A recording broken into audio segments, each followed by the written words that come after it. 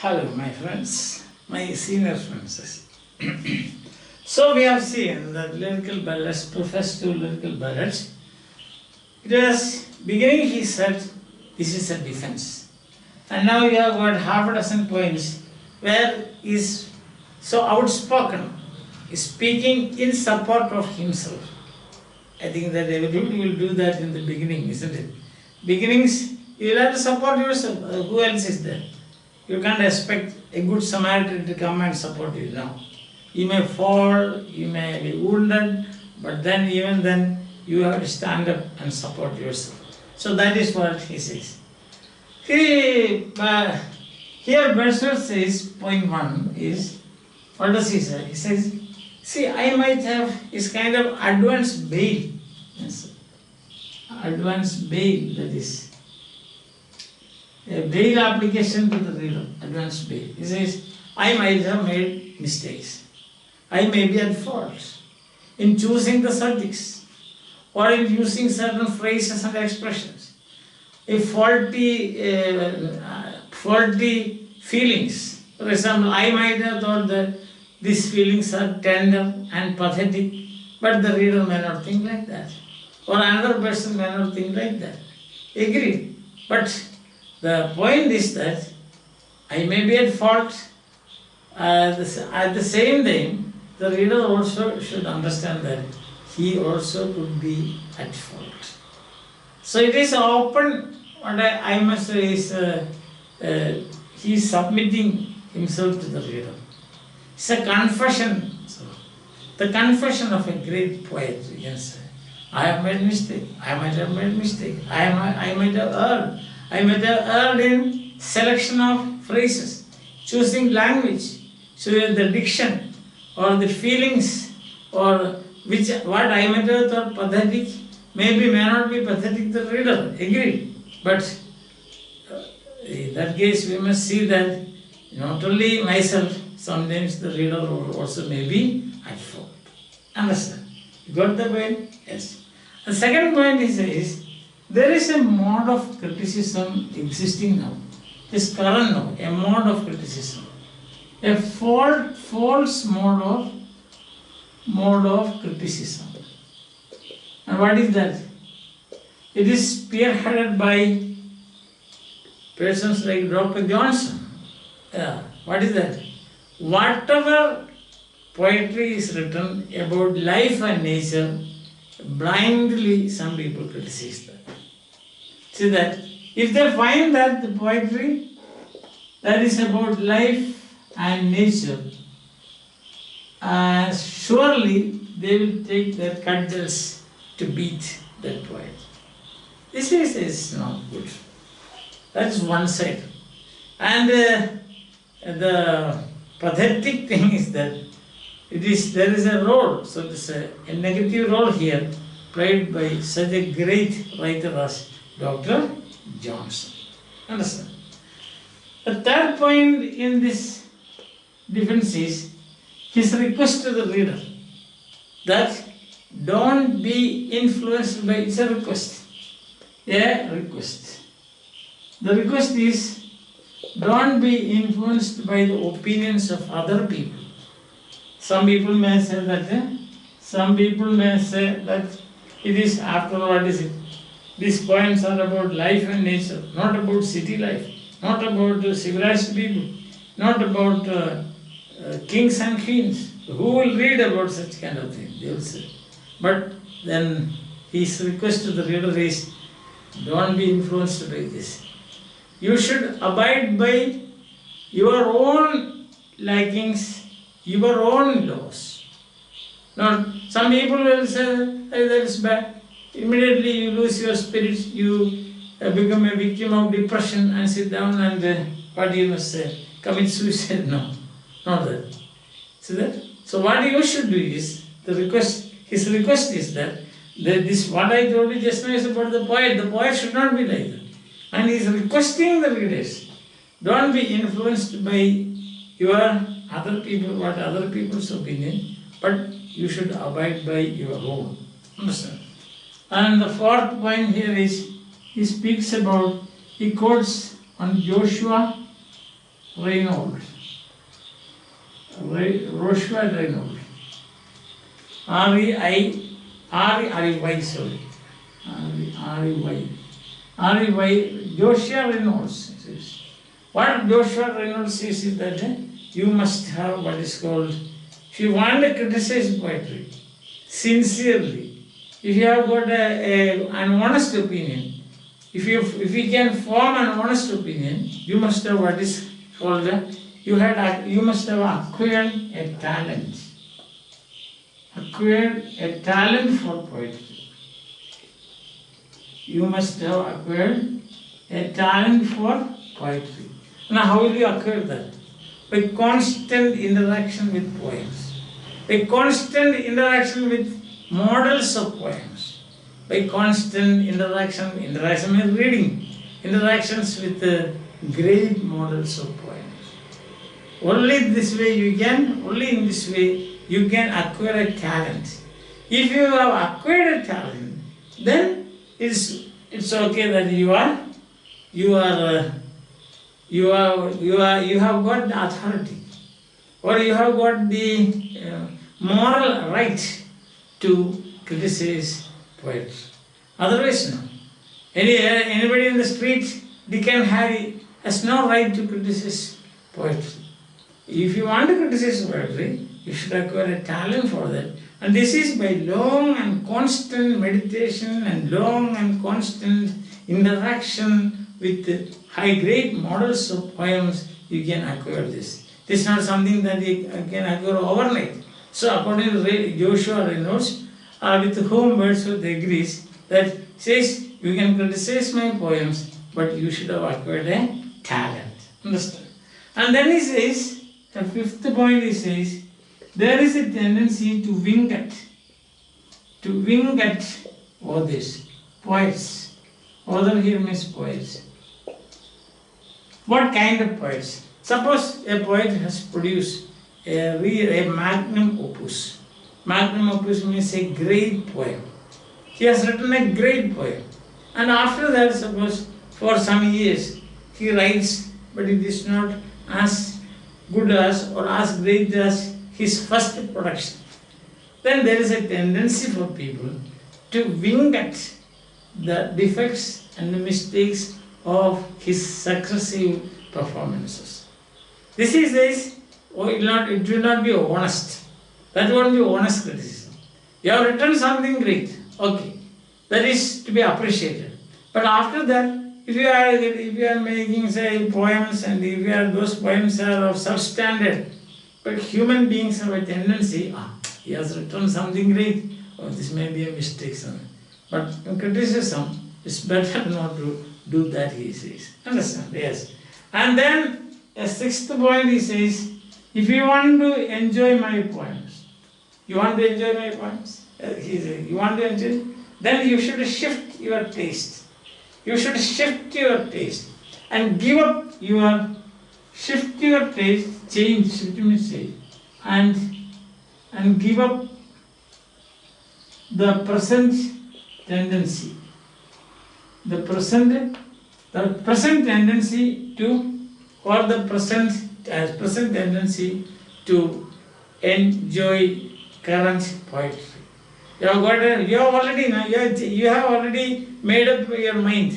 Poetry should be like this. So that attitude, that fixed attitude of yours, you have to change.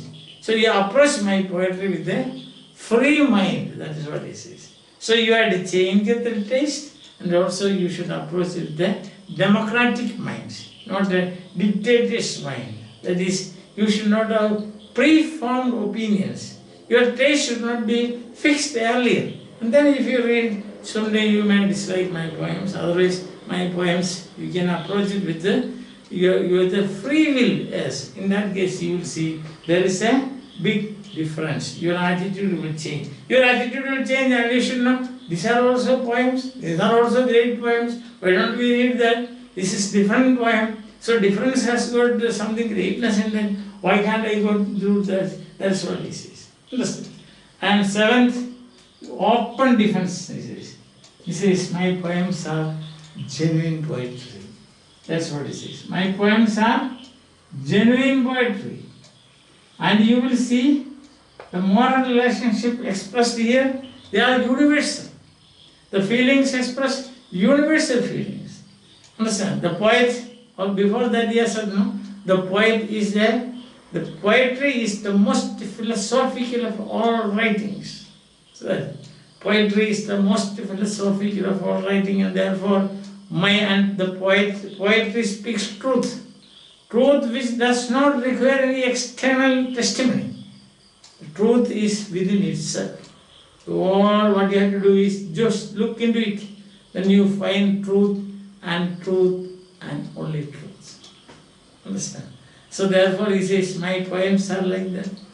They are genuine poetry, he says.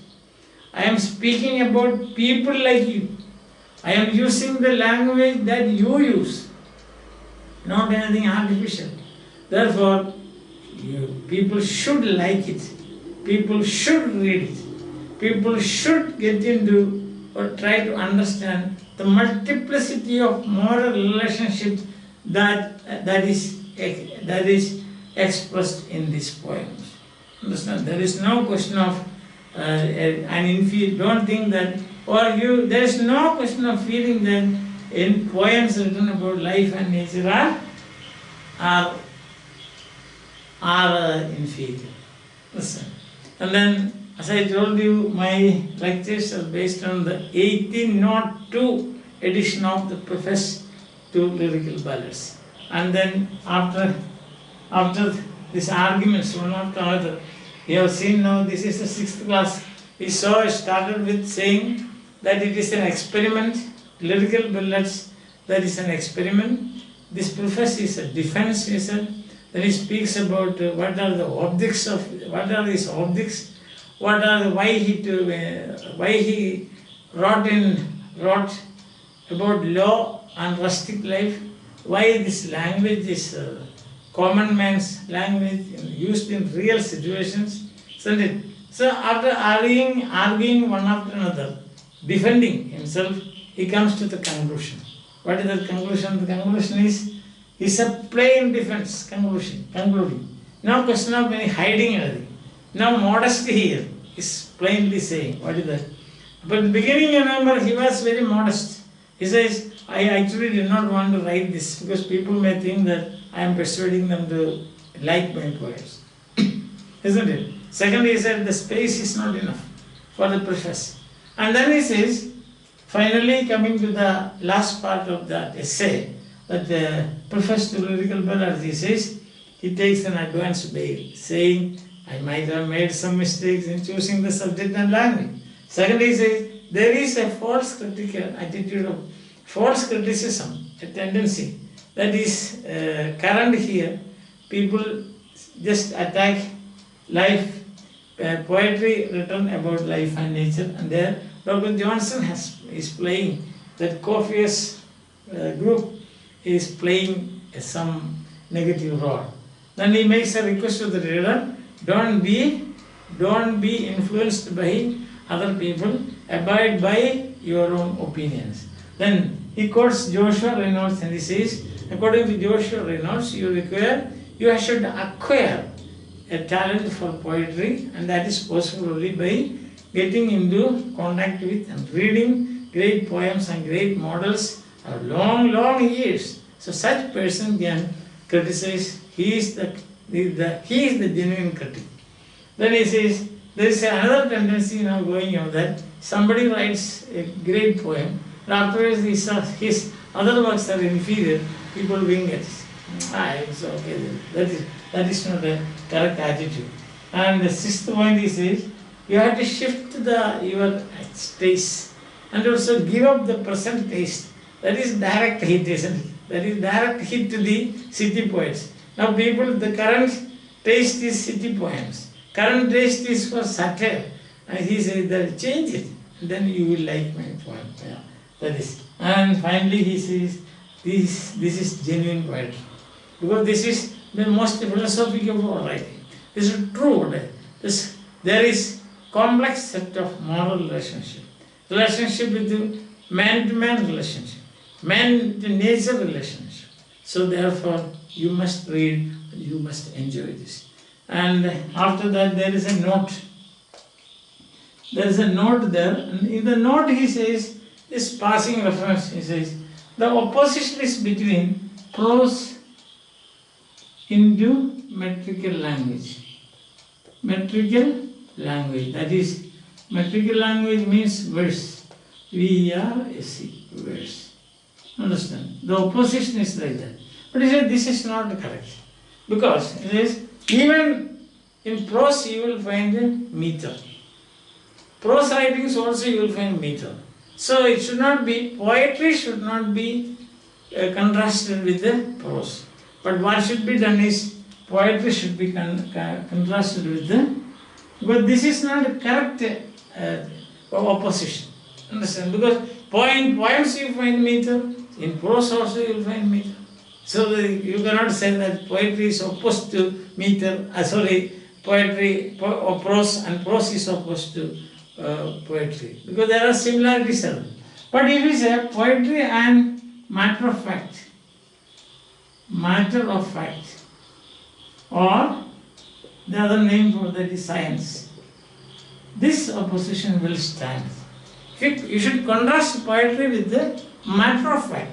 You should contrast poetry with the science, not contrast poetry with the prose, because in prose also you will find the meter. Heightened poetic prose, sometimes you will find the meter employed. Therefore, metrical language and prose should not be opposed. They are not in contrastive relationship. They are not, because there are some similarities there. But contrastive relationship you can see in poetry and matter of fact or science. That is about the note. Now there is an appendix to this that we will discuss tomorrow. With that, our discussion of lyrical ballads, preface to lyrical ballads will be over. So remember, there are about 10 points now. 9 points we have already covered in 6 lectures. Now tomorrow the 7th lecture, and that will be about the appendix. That is about poetic diction. What we are going to see tomorrow is about poetic diction, and with that the whole thing comes to an end. And the next class, the next topic will be imagination, fancy, Coleridge. Understand? Coleridge's idea of or concept of imagination, literary biography, that we will see discuss. Until then, let's see. And if you like my lectures and if it's useful to you, as I always say, try to subscribe. Okay, so that you will get more lectures. You'll be informed. If you subscribe, means you get a kind of notification. So you need not go around searching for it. As soon as my lecture is uploaded, you will get a notification. And if it is useful, if you think that is useful, as Wordsworth has concluded, I am sure that these lectures are very useful to you. Okay, so on this optimistic note, today we will say bye. See you again.